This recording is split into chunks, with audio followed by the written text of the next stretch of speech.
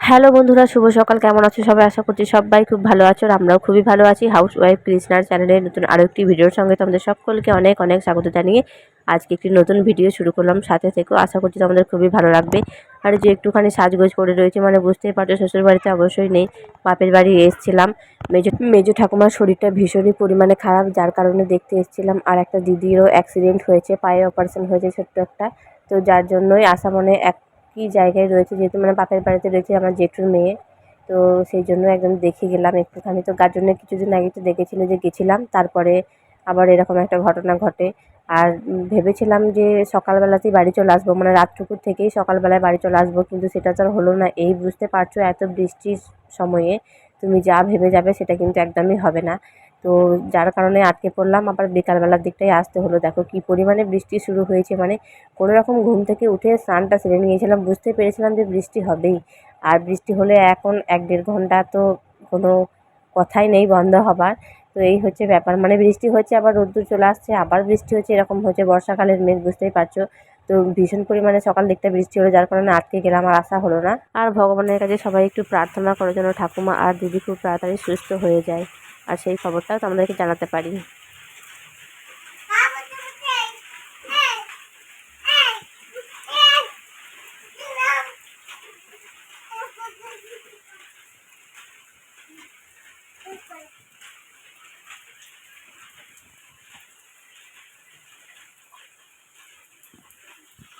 তো ওই কোনো রকমে স্নানটা সেরে নিয়ে ওই জামা কাপড়গুলো ঘরের মধ্যে মেলে দিয়েছি। বুঝতে পারছো এদিকে জল হচ্ছে, রোদ্দুরের তো কোনো দেখা নেই। বেলার দিকে যদিও রোদ্দুর এসেছিলো কিন্তু।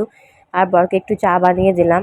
তো ও কিন্তু সেভাবে চাটা খায় না, শ্বশুরবাড়িতে থাকলেও খায় না, আর আমার বাপের বাড়ি গেলেও খায় না, তবুও একটু করে দিলাম। বৃষ্টির ওয়েদার, চাটা খেতেও বেশ ভালো লাগবে। তো সবাই মিলে বসে বসে চা খেলাম বৃষ্টির মধ্যে। মুড়ি খাওয়াও কমপ্লিট হয়ে গেছিলো। আর যেহেতু ভেবেছিলাম যে সকালে চলে আসবো, সেই কারণে আমি খুব একটা কিন্তু শাড়ি টাড়ি নিয়েও যাইনি। যার কারণে দেখো যে ঠাম্মার শাড়িটা পরেছি, মানে আমার ঠাকুমার শাড়ি পরেছি একটা। আর ঠাকুমা তো একদম হালকা কালারেরই শাড়ি টাড়ি পরে, যেহেতু দাদু অনেক দিন আগেই মারা গেছে, যার কারণে বুঝতেই পারছো লাল টাল এইসব কালারগুলো একদমই পরা চলে না। আর এরকমই কাপড়টা মানে ভীষণই সফট, এক তাঁতের একটা কাপড় পরেছিলাম, মানে কাজ চালার মতো হয়ে গেছিলো। আর পরে কিন্তু খুব একটা খারাপ লাগছে না, তাই না? যাই হোক, এইসব শাড়ির গন্ধগুলোতেই একটা অন্যরকম অনুভূতি। আর আমরা যাওয়ার পরে এই যে রুমের অবস্থা একদম বেহাল হয়ে যায়, অগোছালো চারিদিকটা। তো বাড়ি যাব বলে শাড়ি টাড়ি সমস্ত গুছিয়ে রাখলাম, সকালবেলাতেই বের হবো এটাই ভেবেছিলাম, কিন্তু এই যে গোছানোই রয়েছে, এখনও যেতে পারিনি। দুপুরবেলা গিয়েছিলাম, মানে খাওয়া দাওয়ার পরে আর কি। তো ছেলেও একটু বাইরে রয়েছে, খেলা করছে। আর এই ছোট্ট একটা ব্যাগের মধ্যে নিয়ে এসেছিলাম, বুঝতে পারছো এইটুকুনি ব্যাগের মধ্যে যেটুকুনি ধরেছিল তাই নিয়ে গিয়েছিলাম। বুঝতেই পারছো রাতের জন্য অত নিয়ে যাওয়া মানে নিজেরই কষ্ট।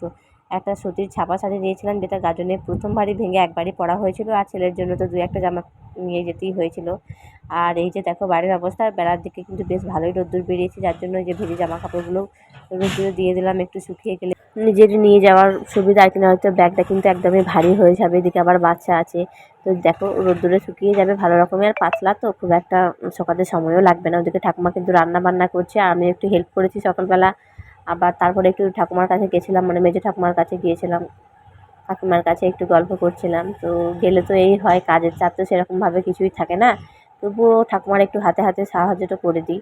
আর এই যে ওখানে গিয়ে আর কোনো কাজ বাজ তো কিছু পাইনি। এই যে পুজো দেওয়া হয়েছে, সেই ফুলের থেকে দেখো কত সুন্দরভাবে মধু খাচ্ছে প্রজাপতি, এটা আমার চোখে পড়ার মাত্রই আমি ফোন নিয়েই হাজির আমি একদম। তো বেশ ভালো লাগছিলো, অনেকক্ষণ ধরে ছিল আর কি। গাছের প্রথমে ফুল থেকে মধু খাচ্ছিলো, তারপর আবার এই ফুলগুলো থেকে যেদিকে যাচ্ছে আমিও ফোন নিয়ে পিছনে দৌড়াচ্ছি, কিন্তু পারবো কি বলো প্রজাপতির সঙ্গে? ওর যেদিকে ইচ্ছে মতো উড়ে যাচ্ছে, আর আমি কি উঠতে পারবো যে ওর পিছু পিছু দৌড়াবো? যেটুকু আর কি পেরেছি ক্যামেরার মধ্যে একটুখানি ক্যাপচার করেছি। তো এই যে চারিদিকে উড়ে বেড়াচ্ছে, কোথায় গিয়ে বসবে আর খুঁজে পাচ্ছে না। আর এইসব দৃশ্য দেখতেও বেশ ভালো লাগে বলো। তো এগুলো তো খুবই কম চোখে পড়ে, তো যার কারণে চোখে পড়া মাত্র একটুখানি তো ক্লিপ নিতেই হবে। তো এই যে পুজো টুজো দেওয়া হয়েছে, আর এত সাদা জবা হয় যে প্রতিদিনই কিন্তু এভাবেই সাজিয়ে গুছিয়ে পুজোটা দেওয়া হয় আর কি সকালবেলাতে। তো দেখো প্রজাপতি আমরা তো ওর কাজ করছে, আমি আর কিছু কাজ পাচ্ছি না, তাই ওর পিছনে দৌড়াচ্ছি ওকে ডিস্টার্ব করার জন্য। যাই হোক, একদিন না হয় ডিস্টার্ব হোক, তাতে অসুবিধা নেই। তো এবারে বাড়ি চলে আসবো, সেজন্য একটু মনটাও খারাপ খারাপ লাগছিলো, কিন্তু কিছু তো করার নেই।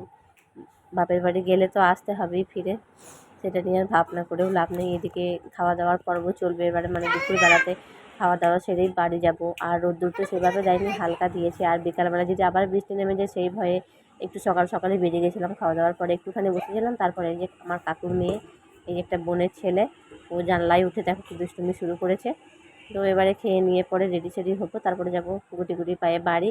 আর এই যে সমস্ত কিছু রান্না বান্না হয়েছে ওই পুরো বারান্দাটায়, সেই জন্য অগোছালো রয়েছে একটু। খাওয়া দাওয়ার পরে সব কিছু ধোয়া মাজা হবে, তখন আবার পরিষ্কার পরিচ্ছন্ন। দিকে ঠাকুমা দেখো এত রান্না করেছে। শুশুনি শাক ভাজা, শুশুনি শাক ভেজেছে, পাট শাক করেছিল, আর টমেটো মাছ এনেছিল, টমেটো দিয়ে মাছের ঝোলটা আমিই বানালাম। তারপরে তোমার করলা ভেজেছিল, কুমড়োর তরকারি, মানে এত সমস্ত কিছু গেলে পরে এত রান্না করবে। বলি যে অল্প একটুতেই হয়ে যাবে, কিন্তু কে শোনে কার কথা। মেয়েরা বাপের বাড়ি গেলে বুঝতেই পারছো, বাপের বাড়ির মানুষরা অতিষ্ঠ হয়ে যায়, এটা ওটা সেটা, মানে কি বলবো, একবেলার জন্য যাও কি খাবি বল, এটা করব ওটা বানাবো সেটা করবো, তো এরকম ব্যাপার। আর এই হচ্ছে বিয়ের পরে আমার একটা খুবই পছন্দের জায়গায় যে পুকুর ঘাটটা।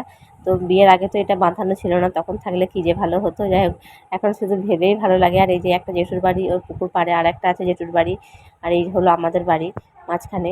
তো পুকুর পাড়টা আমার ভীষণই ভালো লাগে। তারপরে ফাইনালি চলে আসলাম বাড়ি মন খারাপ নিয়ে। আর এসে একটু বর কিন্তু মন ভালো করার জন্য চাউমিন নিয়ে চলে এসছে। ও একটু বাজার দিকে গেছিলো, তো সেই জন্য চাউমিন নিয়ে। আর আমার বর ক্যামেরায় আসবে না, সেই কারণে দেখো কেমন এড়িয়ে যাচ্ছে। আর ছেলে দেখো রীতিমতো এমন ভাব দেখাচ্ছে যে সব কিছু খেয়ে ফেলবে, কিন্তু একটা ফোঁটাও খায়নি, মানে একটা চাউমিন মুখে দেয়নি। ঝাল ছিল সেই কারণে। আর এমনি হয়তো একটু ঝাল কম থাকলে খেত, কিন্তু বারণও করেছিল যে ঝাল দেবে না, বাচ্চা ছেলেরা খাবে, কিন্তু অতটা খেয়াল করেনি হয়তো, সেই জন্য একদম দিয়ে ফেলেছে একটু ঝাল। কারণ আমার নিজেরই ঝাল লাগছিল, আর আমিও তো এমনিও ঝাল কম খাই, একটু দিলেও আমার বেশিও মনে হবে। যাই হোক, আজকের মতো এটুকুই, টাটা।